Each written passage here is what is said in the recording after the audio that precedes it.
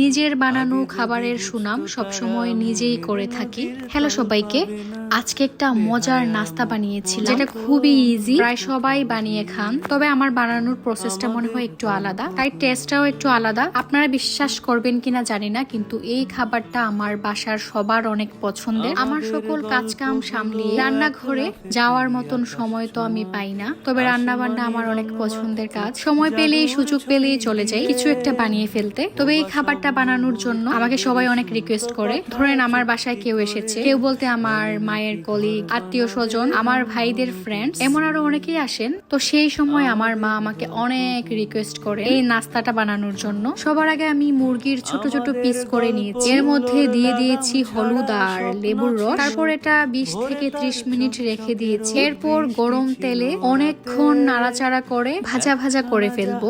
পারি সেখান থেকেই ঝর্ণা শুরু, কথা ছিল দুজন মিলেই স্বপ্ন দেখবো তাতে।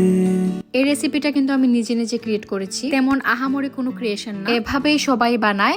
আমি খালি কয়েকটা ব্যাপার এদিক ওদিক করি।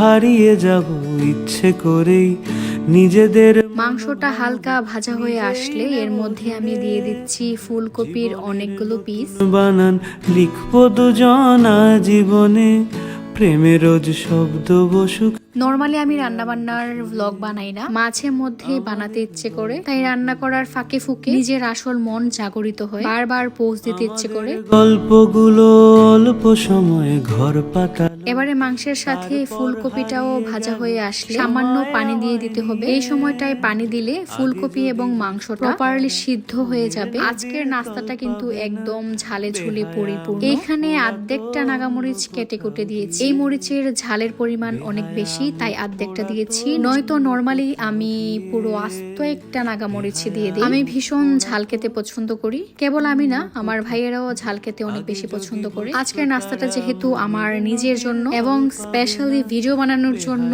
বানাচ্ছি, তাই একদম নিজের মতন করে ঝাল দিলাম। এবারে ঢেকে দেওয়ার পালা। ঢেকে 5-7 মিনিট রাখার পর পুরোপুরি ভাবে সিদ্ধ হয়ে গেছে। এবারে এটা একটা মাটির বাটিতে নামিয়ে নিয়েছি। নামানোর ফাঁকে কয়েক পিস আমি খেয়েও ফেলেছি, যেটা ভিডিও করা হয়নি। আমি একদিকে রান্না করি, অন্যদিকে টেস্ট করতে থাকি। পুনরায় তেল গরম করে নিচ্ছি। গরম তেলে দিয়ে দিচ্ছি অনেকগুলো পেঁয়াজ কুচি। ওবা সব মুহূর্তদের শুনতো কথা চুপটি করে। পেঁয়াজ কুচি বেশি ভালো করে ভাজবো না, হালকা ভাজা হয়ে গেলেই তার মধ্যে দিয়ে দিব এই ম্যাকারনি নুডলস। আচ্ছা, এটা কিন্তু আমি প্রথমেই সিদ্ধ করে রেখেছিলাম, সেই সবের আর ভিডিও করা হয়নি।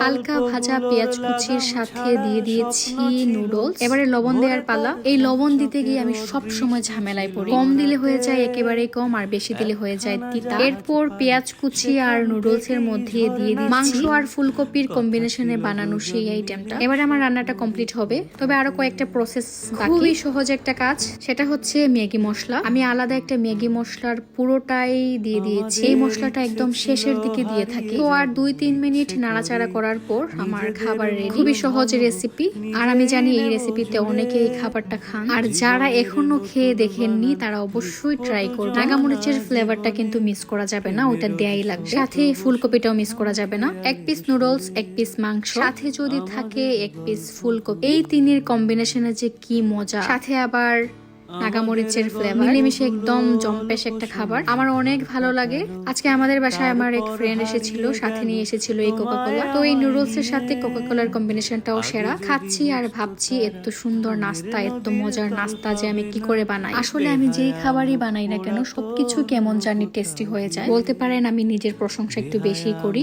তবে সেটা সত্যি। আসলে আমি নিজের প্রশংসা অনেক বেশি করি। আপনাদের পছন্দ হলে এরকম খাবারের রেসিপি আমি আরো অনেকগুলো শেয়ার করব। আজকে এই অবধি থাকুক। সবাই অনেক ভালো থাকবেন। সবাইকে টাটা।